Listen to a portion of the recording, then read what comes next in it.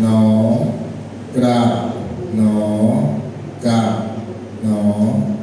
แล้วเรากำหนดยืนเหมือนเดิมลูกนะสำหรับม .4 นะสำหรับม .5 พวกอาจารย์เชื่อว่าจำได้แล้วทำได้แล้วนะปีนี้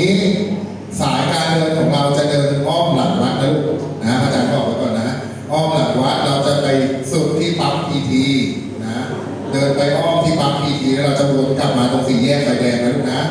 แล้วเราจะวนกลับเข้ามาในวัดนะเอามันใช้เสียงด้วยลูกมันใช้เสียงมันใกล้ๆใกล้ๆแค่2 โลกว่านะใกล้ๆอย่าเดิ